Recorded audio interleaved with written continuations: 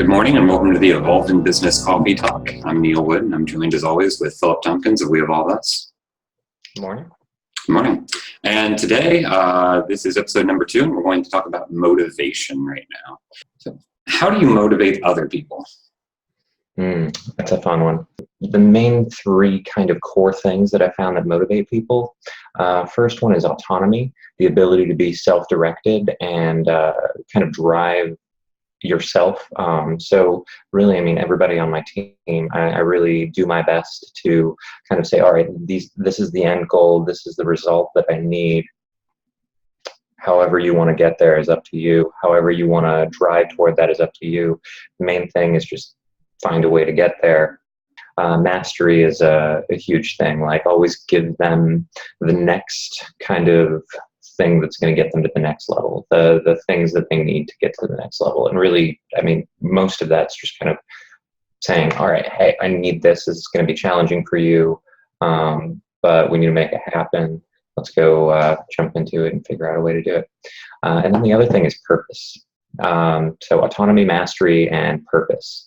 Purpose is really just knowing that the effort that you're putting in has an impact. And knowing that the impact that you have is a positive one that's going to be beneficial in the long run to both yourself and the organization that you're supporting.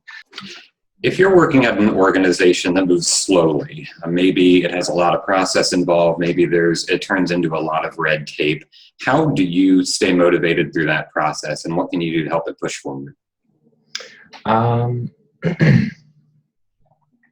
Honestly, if you're in an organization that moves slowly, I would probably take advantage of that because, I mean, you've got like a series of hoops that you're going to have to jump through to accomplish whatever you're trying to accomplish.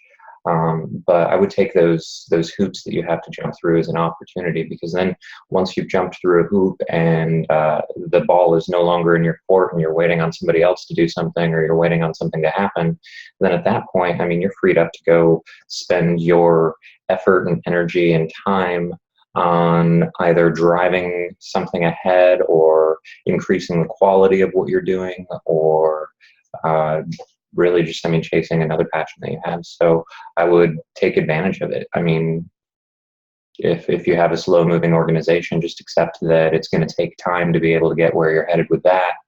And that's okay. I mean, just be patient. And while you're waiting on that, deploy your energy somewhere else. Don't stop what you're doing, or don't like stall just because you're waiting on somebody else. I mean, you have 1,001 things that you can do every day to drive you a little bit closer toward your end goals. So just do one of the other 1,000 things. How do you find your motivation? At the end of the day, it's just chasing after the things that you care about most and making sure that every action that you take and everything that you do is driving toward that in some way. And then all of the kind of little steps along the way that get exhausting, they're not that bad, because in the end you still have that, okay, this is where I'm headed, this is why I'm doing this, and keep pushing ahead. Appreciate the things that you do have.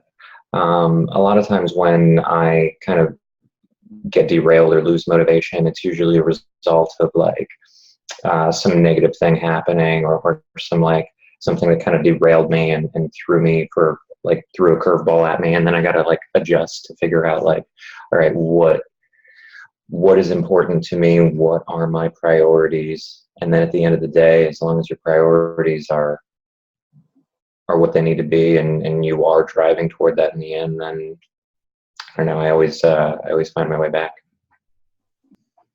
Yeah, what's the key to your own motivation? Like, how do you find the energy to get out of bed every day and plug away? I think purpose is mine. Really, I think my biggest difference in motivation is being able to wake up and have a really big goal that sometimes you can't see your way entirely around it, but you can just start chipping away at it once at a time. And sometimes when things slow down enough that you just can't really continue to get a foothold and can't really continue to chip away, I think that's where stagnation occurs. mentally, physically, like to be able to have that wind behind me. It really helps. I think purpose is fine. Thank you for joining us for the Evolving Business Coffee Talk around motivation. Please, we love to hear feedback. Any comments, suggestions, questions, please leave them for us. Otherwise, thanks, and we'll see you guys next week. Awesome.